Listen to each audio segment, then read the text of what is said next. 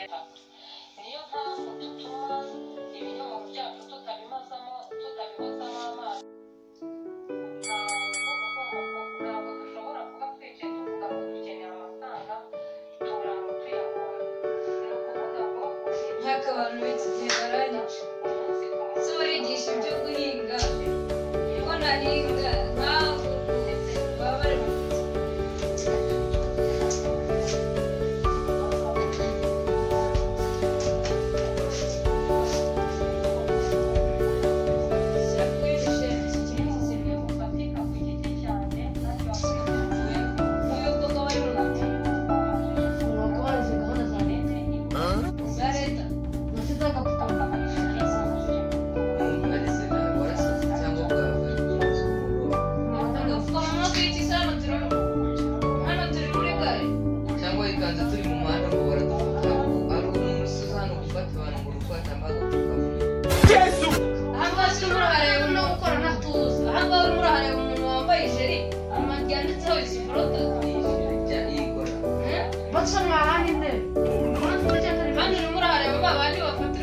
agase twaje gupima intambwe ku kibuga ngo duhanine turi benshi turi mu rusengero cyangwa turi muri gym nagenda yisane mu ntoki nayisana nayifata nanjye korona ngaha yicaye inyuma y'umugore none se ubundi wowe iri hehe kuri kuvuga ngo ngo yegereke ikiri kwirinda rero umusore mbona kuza kuburana nanjye ahubwo ni uri kumva urumva ko utarengwa nimba nerengwa y'abantu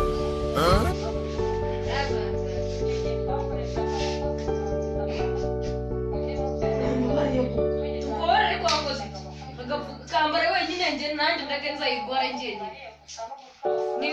nimfa nzapfa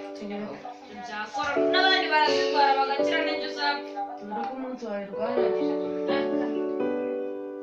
umunsi nayirwaye siki tubura n'iki ahubwo twari twibagiwe no kunywa kuri ubu bushera bwacu kubera umuteshamutwe gusa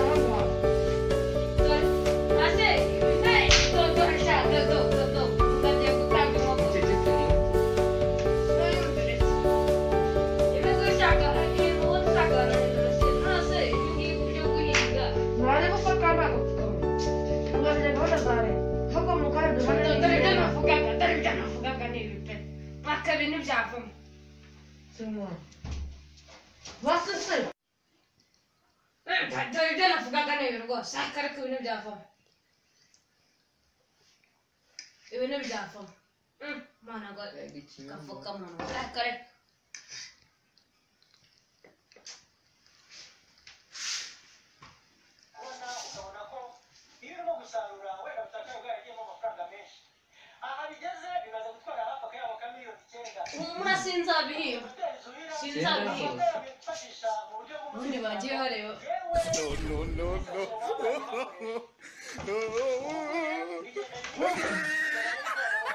nani gamba bari ndebe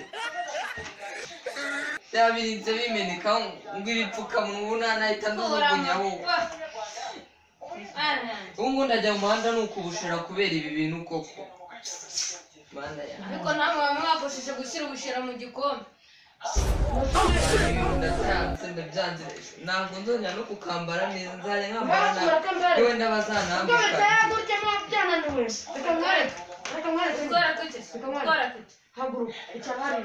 hanyuma se ni ufunguza ari kujya kumara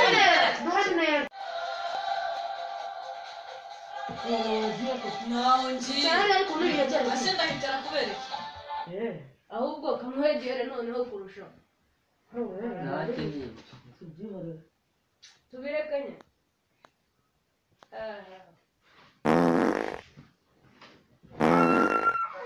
Karacyakintu uko gisura ikiterwa yakorana n'umugabo nawe nuko mukatuweza gahunda za leta